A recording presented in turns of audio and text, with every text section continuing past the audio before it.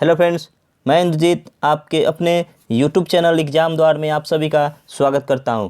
मैं इस वक्त हाजिर हूं एक बहुत ही महत्वपूर्ण खबर लेकर, जो सभी विद्यार्थी चाहे वो 94,000 की बहाली को लेकर है या STET 2019 की बहाली को लेकर है, वो सभी विद्यार्थी इसका बेसब्री से इंतज़ार कर रहे हैं। और वो इंतज़ार क्या है, तो 94 के की जो बहाली है उसमें जो केस उस पर स्टे लगा हुआ है उसको लेकर स्टे लगा हुआ था। उसको 5 अप्रैल को सुनवाई होने वाली थी। 5 अप्रैल जो शिक्षा मंत्री ने कहा था कि 5 अप्रैल को उस पर सुनवाई होगी, लेकिन वो नहीं हो पाया। उसके बाद अभी तक उस पर कोई सुनवाई नहीं हुआ है।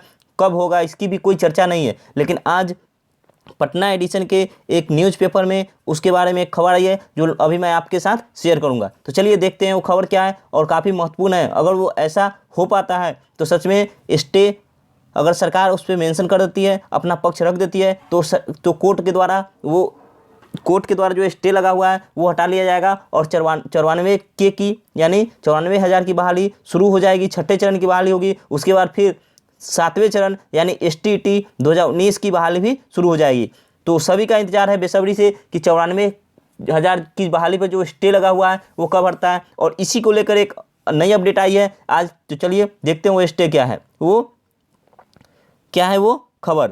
आप देख सकते हैं, ये पटना एडिशन का पेपर है। आप देखिए, ये पटना एडिशन का पेपर है, थर्सडे 22 अप्रैल 2021, प्रभात खबर का ये कटिंग है। तो चलिए देखते हैं। इसमें लिखा हुआ है प्राथमिक नियोजन दूसरे बेंच जा सकती है सरकार। कहने का मतलब है जो 5 अप्रैल को सुनवाई होने वाली थी वो नहीं हो पाई, और अभी तक उस पर कोई चर्चा नहीं थी। लेकिन आज न्यूज़पेपर में ये आया कि दूसरे बेंच जाने की तैयारी में है सरकार। यानी सरकार इस सुनवाई को पूरा करने के लिए दूसरे बेंच जा सकती है। अभी कुछ दिन पहले जो जज सुनवाई करने वाले थे वो कोरोना पॉजिटिव पाए गए थे। हालांकि अभी वो स्वस्थ है और 1 हफ्ते की छुट्टी पर घर पे हैं। तो अगले हफ्ते फिर क्या होगा, लेकिन फिलहाल आज ये न्यूज़पेपर में आया कि दूसरे बेंच जाने की तैयारी में है सरकार। तो चलिए देखते हैं क्या है। सबसे पहले मैं इसे थोड़ा सा जूम कर लेता हूं। अब देखिए, इसमें लिखा है सुनवाई अभी उच्च न्यायालय की मुख्य न्यायाधीश की बेंच में है। आगे है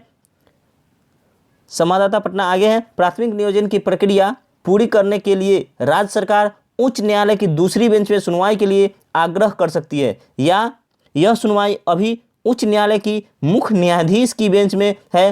स्वास्थ्य संबंधी अपरिहार्य वर्जों से, मैंने कहा ना, अभी 1 सप्ताह पहले उन्हें कोरोना पॉजिटिव पाए गए थे। हालांकि अभी वो जो न्यायाधीश थे जिनकी बेंच में सुनवाई होने वाली थी वो कोरोना पॉजिटिव हो गए थे, और अभी वो स्वस्थ है और अभी घर पे आराम कर रहे हैं। इस आगे क्या है, स्वास्थ्य संबंधी अपरिहार्य वजहों से इस मामले में सुनवाई नहीं हो पा रही है।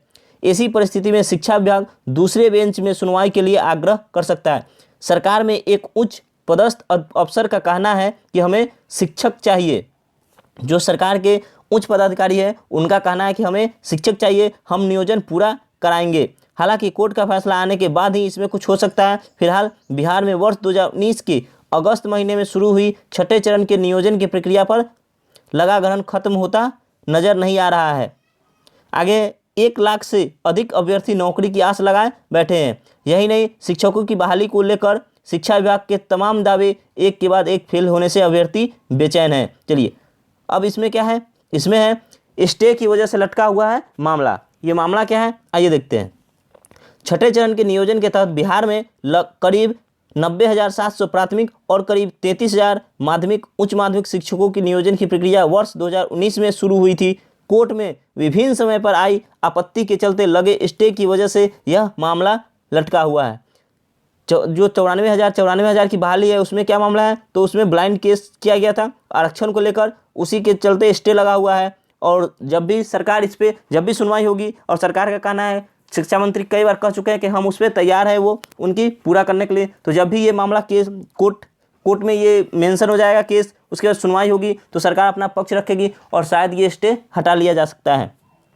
और हटा लेने के बाद ही आगे छठे चरण की बहाली शुरू हो जाएगी। और साथ ही छठे चरण की बहाली खत्म होते ही 7वें चरण की बहाली, यानी 7वें चरण की वो जो टीचर जो STET 2019 अभ्यर्थी पास किए हैं उनकी भी बहाली पूरी हो जाएगी। तो सभी को उम्मीद है कि ये 94,000 की जो बहाली है उसमें जो स्टे लगा हुआ है वो जल्द ही सरकार के द्वारा कोर्ट में अपनी रिट दायर कर उसे हटा लिया जाएगा। चलिए आगे देखते हैं इसमें क्या है। तो उल्लेखनीय है कि इस मामले में केवल नियोजन प्रक्रिया अटकी हुई है। वर्तमान में दिव्यांगों के आरक्षण संबंधी मामले पर अभी स्टे चल रहा है। जो 94,000 की बहाली पर जो स्टे लगा हुआ है वो क्या किस बात के लिए लेकर लगा हुआ है, तो दिव्यांगों के आरक्षण संबंधी, दिव्यांग जो ब्लाइंड केस है वो सभी उस पर अभी आरक्षण संबंधी मामले को लेकर केस किए हुए हैं। उसी के चलते कोर्ट ने स्टे लगा दिया हुआ है। चलिए, राज्य सरकार को इस स्टे पर ही अपना पक्ष रखना है। उल्लेखनीय है कि विधानसभा सत्र के दौरान शिक्षा मंत्री ने आश्वस्त किया था कि 5 अप्रैल को पटना हाई कोर्ट में मेंशनिंग हो जाएगी। पटना हाई कोर्ट से हरी झंडी मिलते ही नियोजन का काम अप्रैल महीने में ही पूरी कर लिया जाएगा, ऐसा शिक्षा मंत्री ने कहा था। किसमें? विधानसभा में। लेकिन ऐसा हो नहीं पाया। 5 अप्रैल को केस मेंशन नहीं हो पाया। उसके बाद फिर अगले डेट की सुनवाई के लिए बात चल रही थी। इसी बीच जो सुनवाई करने वाले थे न्यायाधीश, उनको वो कोरोना पॉजिटिव हो गए और मामला लटक गया। चलिए आगे देखते हैं, आगे क्या है। तकनीकी वजह से अप्रैल महीने पूरा, हालांकि तकनीकी वजह से ऐसा नहीं हो सका। फिलहाल नियुक्ति लटकी हुई है। अभ्यर्थियों के बीच इस बात की अफवाह है कि सरकार वित्तीय संकट को देखते हुए इस मामले को जानबूझकर लटकाए रखना चाहती है। हालांकि शिक्षा विभाग कई बार इसका खंडन कर चुका है। तो आज की ये खबर थी जो आप देख सकते हैं, क्या थर्सडे 22 अप्रैल 2021 के न्यूज़पेपर में आ जाया था।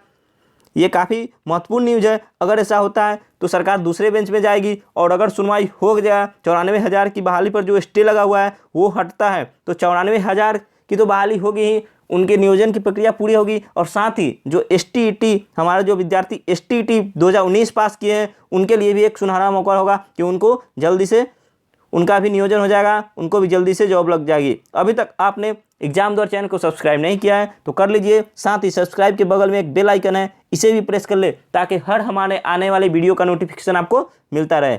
हम आपसे फिर मिलेंगे नेक्स्ट वीडियो में। तब तक के लिए जय हिंद, जय भारत।